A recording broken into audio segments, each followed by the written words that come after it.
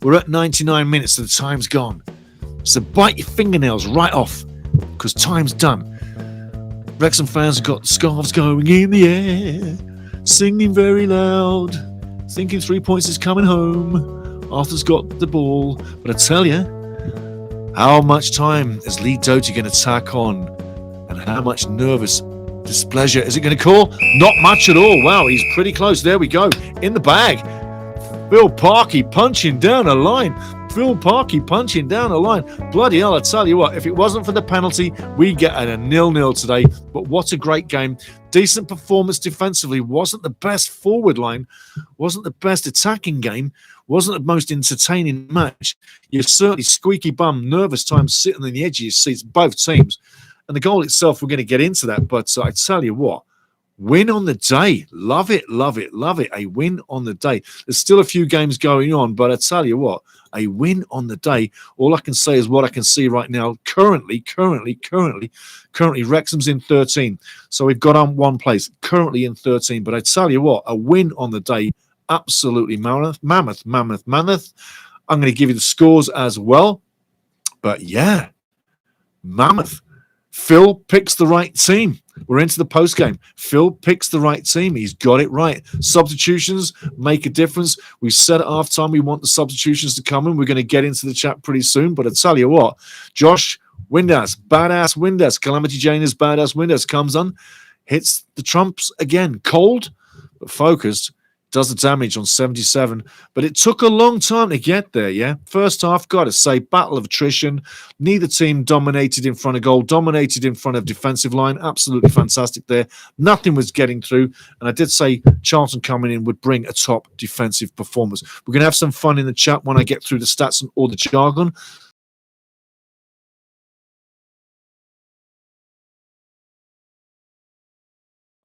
But Charlton Athletic, especially Nathan Jones on the sideline, was absolutely furious with the penalty, definitely contesting that with the fourth official, asking for some form of justice, but definitely not happy with the decision. Going into the chat, getting some stats here right now, as this is hot. But a big win for Wrexham on the day. I tell you, it's going to be a sad trip for Charlton fans back to Greenwich area. But they shouldn't be too sad. They're having a great season.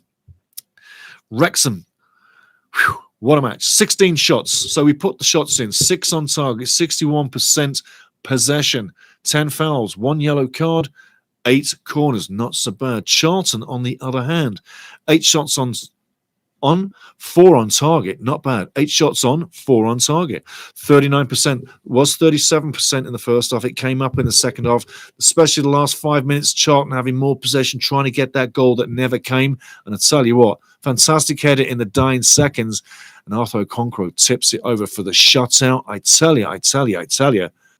Charlton fouls 9, yellow cards 4. It got a little chippy later, but 4 yellow cards and 2 corners.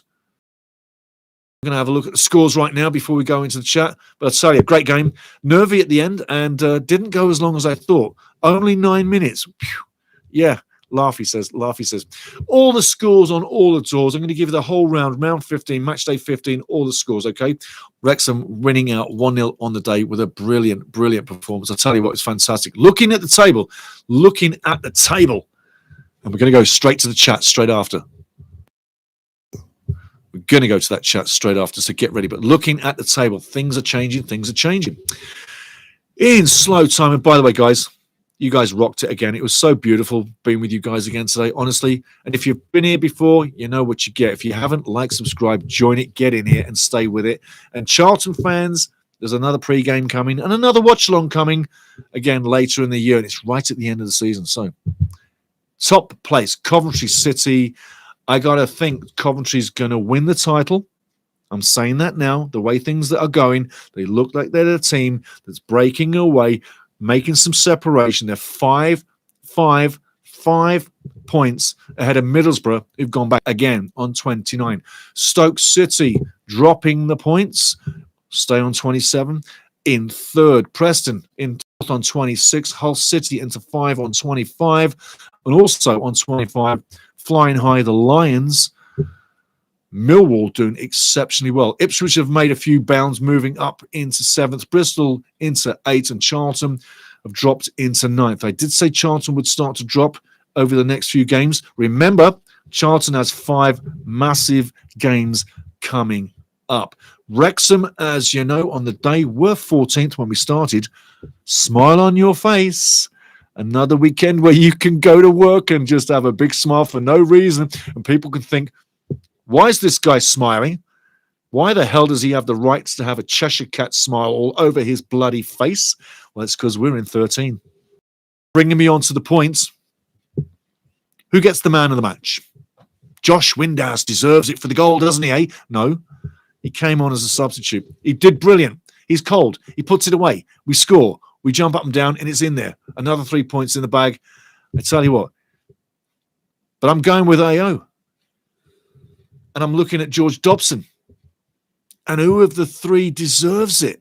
Really? I mean, a shutout for a keeper is like a goal for a striker. And Dobbo's sitting right in the middle of Windass and Arthur Okonkwo for who gets it. And George doesn't normally get much glory, does he? And Arthur's on 2 shutouts back to back, 2 clean sheets back to back. Ipswich up next. But for the amount of running, the amount of sacrifice that he did, sometimes you have to reward the person of the day that was the quasi-ugly duckling that made beautiful things happen in his own world. Therefore, today, I'm going to give George Dobson, a man who I have criticised, not profusely, but when he needs a kick up the arse, I gave him a kick up the arse early in the season. Since then, his form has rose. Every game now, he's lasting 90 minutes, where he was struggling in the final 30 for so often. He's risen, he's brought the game up, he's risen to the task, he's took the challenge on, and he's passing it with flying colours. Today, I'm giving George Dobson man of the match. He totally deserves it. Like I say, I criticise where it's needed, but I also praise where it has to be. George is the man of the match today. Back into the chat. Well done, George. Wear that with pride. Have a good rest. And don't let me see you supping on lager. Get some Guinness in you. Back into the chat. Grim plays. Also, he's a young goalie, so can only get better, ready for the Prem. You know what? Them days may well come one day. May well come. I think before we get to the Prem, the Kop is built and finished, and it has some weathering to it. I think I want to see a few years go by before we step up. Eventually step up for sure. It would be lovely. But I think let's have some time go by. But yeah, great point, Grims. Great point. Great point. Seriously, yes. Looking at Steve. Steve says, Arthur, man of the match for me. That's Steve Kabori, not far behind. So fast and phenomenal work rate. There you go. Stevie wants Arthur Okonkwo. See, it's that close. It's that close. It's that close. Martin BQN signing off. Good coach, people fighting for positions. No harm having Arthur looking over his shoulder. Absolutely brilliant. Yes. Fighting for positions. Yeah. Pressure for places. Yeah. Pressure for places is what we got, and competition for spaces. That squad is working each other left and right and left. There's no breathing space. If you're not up to the task, if you're not fit enough, yada, yada, we got people that can take your place. Squad-wise, considering we don't have too many suspensions, too many injuries right now, I think we're looking quite well, considering going into an international break. Does the international break come at the right time for us, or would it be better for us to continue playing football without an international break as Wrexham, keeping this form? Because going into the break, 5 matches undefeated in the league. Second time we've gone on a streak. First one was 4 games. Anybody that wants to have a shadow of a doubt about the prowess, the quality, and the longevity of this team in the championship, you need not think any longer. I'm not being stupidly arrogant about not seeing relegation coming our way. I just don't think it's going to happen. I think we've answered those questions already. Fact. What remains to be seen is how far and how high we climb this league. And what remains in the second half of the season, I think we're setting ourselves up for a very exciting second half of the season. And we're only 15 matches in. We're going to have a fantastic Christmas period. Get into the new year.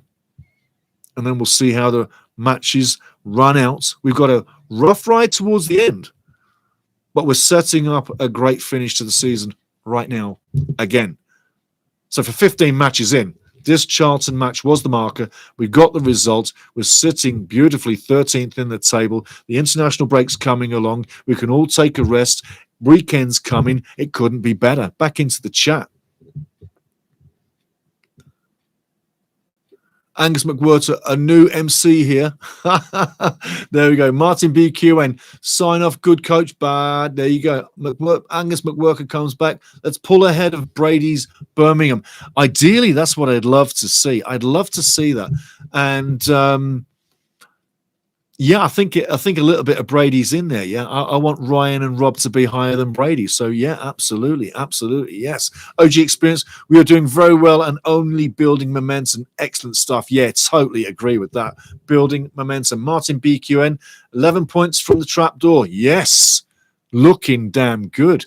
Safety is one thing. Yeah, 11 points from the trapdoor. And if you're looking at the other way, we're only 4 points. From a playoff spot, which is 6, which is Millwall. It was 5 points. So we've literally improved on both ends. But having 11 points between us and the drop zone, that's very comforting. That's very comforting. And it also is a big plus and a big Phil Parkinson for what he's doing with the club. He's answering the call every step of the way. Every step of the way. Like I say, I'm going to be wearing a smile for the rest of the week. And until we get back against Ipswich in a little while, after the international break, I've got a 2-week smile coming off. Hopefully I don't freeze. But yeah, 11 points from Trapdoor. Well done, Martin BQN. Grimm's Place says, Friday 19th of December, the best team in Wales versus the worst team in Wales. That's awesome, mate. Yeah. Friday the 19th of December, the best team in Wales versus the worst team in Wales. That's fantastic. That is fantastic. Steve says, agreed, Dobson had a great game. Strange thing is both Dobson and James look much better in the Championship than League One. I'd agree with that. I think that, putting it mildly, they were able to coast at League Two and not have to work so hard because they were above that level. This level is challenging both Dobbo and Matty James to the limit. And only by playing at their max are they excelling. So it's pushing him. Dobbo even looks thinner. He looked a lot chunkier in League One, didn't he? So did Matty James. They both have shed some pounds. They both look fitter.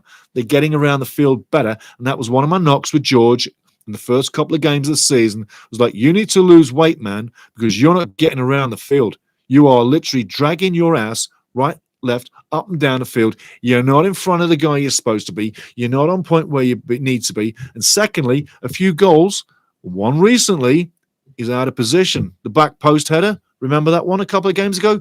That was George's mistake. This is George standing up today, having a better day. And when I say you criticize, it's reality. But when I say you love your players and you give them the respect and you reward them, George gets rewarded today because it's been a gradual rise to this point. Now he needs to stay there and keep that level and keep that intensity and that performance, because it only helps the team. If everybody's firing collectively, it helps everybody collectively. Then you start to get the wins. Today was not a race to the finish. It was methodical all the way through from everybody in the team, from Arthur all the way to Kiefer. But they never stopped working. Portsmouth, we didn't have enough legs and we couldn't get out of our own zone. Today was hard enough to get out of our own zone, but we did. We started to make it happen. And the quality may not have been there, but one big mistake, which we're going to cover when I check that picture, was it a penalty? Was it not a penalty? Because Charlton fans online quite pissed off. Back into the chat. OG Experience says, bring Palmer back for January. Interesting, eh? And you know what? He still registers as 2 goals on the season for Wrexham. Absolutely. But guys, I tell you what, for now, If you've got anything you want to drop in, tell me. I'm going to drop back to Gord. Gord, I've got a message for you. You wanted me to get in touch with you, reference the live game, Canada. I'm going to drop an email. If you can't get it here, I'm going to post it on the post game that I'm dropping after this. fifascup@gmail.com. That's my email. Get me there. Take a look at the picture. You'll see it there. But guys, for the day, a match that was really drifting to the 0-0, finishes a 1-0. We go to 13. Things are looking good. We're on an international break. Come back in 2 weeks for that. Come back tomorrow for the Calgary and the Ottawa Canadian FA Cup final, the Canadian Premier League Cup final coming out of Ottawa. I'm doing a live watch along. Join me for that one. I'll keep you informed what's happening with the Cup and who's going to win it. And Cavalry are the defending champions. Will they defend it? Will they win it again? After that, 2 Canadian national team watch-alongs, the first one and the second one coming up. Ecuador first, then Venezuela, 13th and 18th of October. And then after that, we're coming back with Ipswich, 22nd for Wrexham's game, coming back after the break. I hope you had a great time. I really do. I'm not done. We're sitting in 13th, 4 points out of a playoff spot, 11 points clear of the danger zone. Everybody looking great. 4 guys going away for international play. Everybody else can get a rest. And again, I'll leave you with this thought as we close it down. Whoa. Does this international window come at the right time for Wrexham? Or is it going to make us come back and lose our form? I would have continued playing if I could have it that way. But the international games have to come down, hence World Cup qualifying. And don't forget, next year's World Cup, I will be there. You will too, right here. But for now, Red Dragons fans, we got 3 points. It feels good. It feels really good. Enjoy your time away for the next couple of weeks. Get ready, come back when it comes back. But enjoy the next 2 weeks. And remember one thing, your day is your day. Don't let anybody destroy your day. You're in control of your day. Don't let anyone bend it up. 1-0 on the day. Couldn't be better. Cheers.